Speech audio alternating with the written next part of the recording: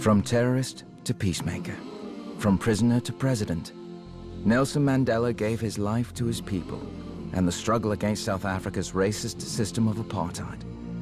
Under the banner of the African National Congress, he stood at the front of a movement and reached out to the world. Mandela appealed to our sense of justice.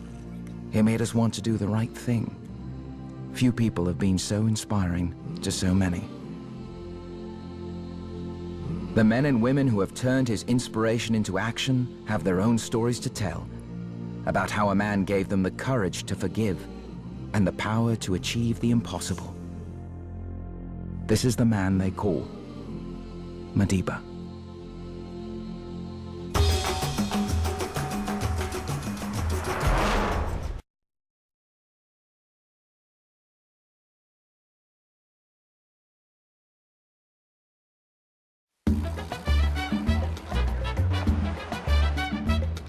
It's not just Cubans whose lives have been profoundly affected by Fidel Castro.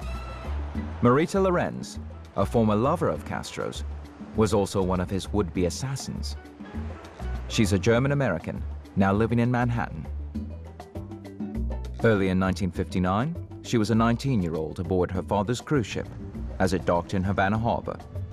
Her father, Heinrich Lorenz, was the ship's captain. Fidel Castro and some of his men asked to come aboard. Marita's father welcomed them. He was taller than all of them. He was handsome. And he made the first move, you know, trying to hold my hand on the way down to the engine room in the elevator. It was just the way he looked at me. He would stare. He looked very close and was sort of oblivious about who was around him, you know, telling him to hush, that he wanted to talk to me. Or he was complimentary and flowery, and, you know, the way Latin men can be. And I was flattered. Their brief romance ended when her father's ship set sail for New York. But Marita would soon hear from Castro. And the phone rang. It was Fidel, his same old raspy voice, and he said, "Hello, I miss you," you know, and in broken English, and "Will you come back?" To make it long story short, he sent 2 men in a Cubana airliner. I thought I could return, you know, for 2 weeks or so. 2 weeks turned into 8 months in Castro's Havana hotel suite. When Fidel walked in that first time, he picked me up and he swung me around. He said, "I miss you, I miss you."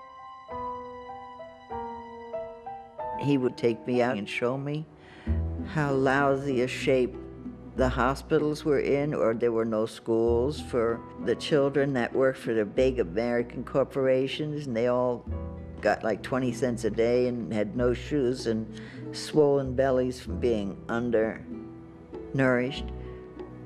And I would challenge him. I would say, "No, that's not the Cuba I know.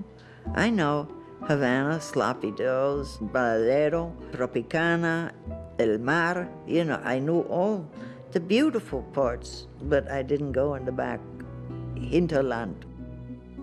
When Marita's affair with Castro ended, she returned to the United States, vulnerable and bitter. Soon, the United States Central Intelligence Agency, looking for ways to assassinate Castro, persuaded her to go back to Havana and try to poison him.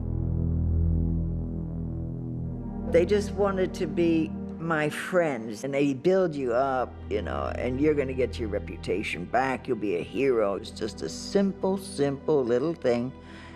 Drop this in the food, and that's it. Just break the capsule open and drop it in the food. Marita flew to Havana and waited for Castro in his hotel suite. He came into the room, and he took his gun belt off, he threw it over the lamp, and he had a cigar in his mouth, he was chewing on the end of it, and he said, "Did you come to kill me?" I said, "Yes."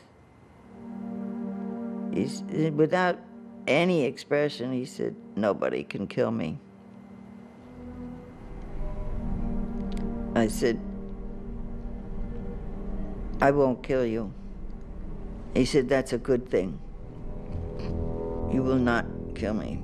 I said, "Why?" He said, "Because you love me." And he thanked me and he hugged me, and I went out crying. The hardest thing I ever did was go out. I went past the desk and I went out the door, and at the door there was a CIA agent, and I just nodded like this. And when I did that, I guess he thought that I pulled it off.